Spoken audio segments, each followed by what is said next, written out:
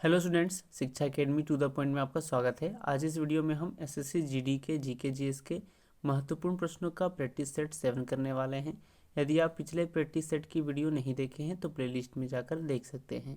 यदि आप इस चैनल में नए हैं तो सब्सक्राइब जरूर करें ताकि इस तरह की महत्वपूर्ण प्रश्नों की जानकारी आपको समय पर मिलती रहे। तो चलिए बढ़ते हैं पहले प्रश्न की ओर। पहले प्रश्न में पूछा जा रहा है, भारत के संविधान में प्रयुक्त शब्द धर्मनिरपेक्ष का अर्थ है। राज्य का अपना कोई धर्म नहीं होगा, सभी धर्म के साथ समान व्यवहार है, राज्य का अपना सामान्य धर्म नहीं होता, या फिर ए और बी सही है। तो भारत के संविधान में प्रयुक्त शब्द धर्मनिरपेक्ष का अर्थ क्या होगा? तो आपका सही उत्तर होगा विकल्प ए, राज्य का अपना कोई धर्म नहीं होगा। अगले प्रश्न में पूछा जा रहा है, संविधान में 12वां परिशिष्ट जोड़ा गया था 74वें संशोधन द्वारा, 73वें संशोधन द्वारा, 65वें संशोधन द्वारा, या फिर 44वें संशोधन द्वारा। तो आपका सही उत्तर होगा विकल्प ए, 74वें संशोधन द्वारा। तो बढ़ते हैं अगले प्रश्न में। तीसरे प्रश्न में पूछा जा रहा है कि उच्चतम न्यायालय मूलभूत अधिकारों के अनुपालन के लिए कितनी रीट याचिकाएं जारी कर सकता है? 6, 4, 5 या फिर 3। तो आपका सही उत्तर होगा विकल्प सी, 5। अगले प्रश्न में पूछा जा रहा है, राज्य की कार्यपालक शक्ति निहित होती है मुख्यमंत्री में, मंत्रिपरिषद में, मुख्यमंत्री और मंत्रिपरिषद में, या फिर राज्यपाल में। तो आपका सही उत्तर होगा विकल्प डी, राज्यपाल में। तो बढ़ते हैं अगले प्रश्न में। पांचवें प्रश्न में पूछा जा रहा है कि निम्नलिखित वायु प्रदूषकों में से अधिकतम हानिकारक कौन है? Carbon dioxide, carbon monoxide, carbon के कण, या फिर लेड के कण। तो आपका सही उत्तर होगा विकल्प बी, कार्बन मोनोऑक्साइड वायु प्रदूषकों में से सबसे अधिकतम हानिकारक है। अगले प्रश्न में पूछा जा रहा है, हड़प्पा सभ्यता किस काल से संबंधित थी? कांस्य युग, पाषाण युग, लौह युग, या फिर उपर्युक्त सभी।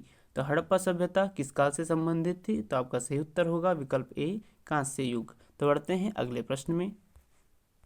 सातवें प्रश्न में पूछा जा रहा है कि गौतम बुद्ध ने परिनिर्वाण कहाँ प्राप्त किया? लुम्बिनी में, सारनाथ में, कुशीनगर में, या फिर बोधगया में। तो आपका सही उत्तर होगा विकल्प सी, कुशीनगर में।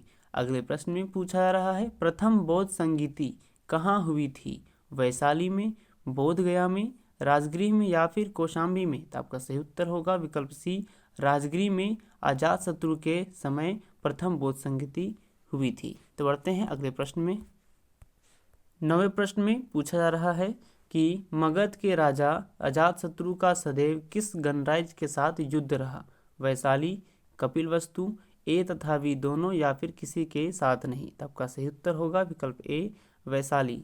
अगले प्रश्न में पूछा जा रहा है, कंप्यूटर के प्रोसेसर की गति को निम्नलिखित में से किसमें मापा जाता है? बीपीएस, एमआईपीएस, बाउड, या फिर हर्ट्ज। तो आपका सही उत्तर होगा विकल्प बी, एमआईपीएस। तो बढ़ते हैं अगले प्रश्न में। 11वें प्रश्न में पूछा जा रहा है कि इस महात्मा गांधी द्वारा सविनय अवज्ञा आंदोलन किस वर्ष में शुरू किया गया था? 1928 में, 1930 में, 1931 में, या फिर 1922 में। तो आपका सही उत्तर होगा विकल्प बी, 1930 में। अगले प्रश्न में पूछा जा रहा है, बिक्री कर कौन लगाता और वसूल करता है? केंद्र, राज्य सरकार, स्थानीय राज्य, या फिर केंद्र और राज्य दोनों। तो आपका सही उत्तर होगा विकल्प बी, राज्य सरकार। तो बढ़ते हैं अगले प्रश्न में। 13वें प्रश्न में पूछा जा रहा है कि नदी के बहाव की दिशा के परिवर्तन के कारण बनी हुई झील को क्या कहते हैं? लैगून झील, प्लाया झील, घाटी झील, या फिर गोखुर झील। तो आपका सही उत्तर होगा विकल्प डी, गोखुर झील। अगले प्रश्न में पूछा जा रहा है, वर्तमान में हमारे संविधान में कितनी अनुसूचियां हैं? 8 अनुसूचियां, 9 अनुसूचियां, 12 अनुसूचियां, या फिर 10 अनुसूचियां। तो आपका सही उत्तर होगा विकल्प सी, 12 अनुसूचियां। तो बढ़ते हैं अगले प्रश्न में।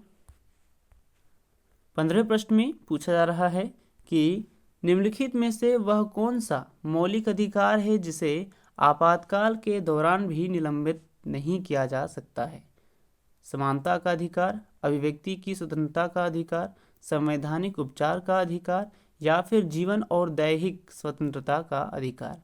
तो आपका सही उत्तर होगा विकल्प डी, जीवन और दैहिक स्वतंत्रता का अधिकार। अगले प्रश्न में पूछा जा रहा है, खुले बाजार की क्रियाएं एक हिस्सा है मौद्रिक नीति का, राजकोषीय नीति का, विदेशी व्यापार नीति का या फिर औद्योगिक नीति का?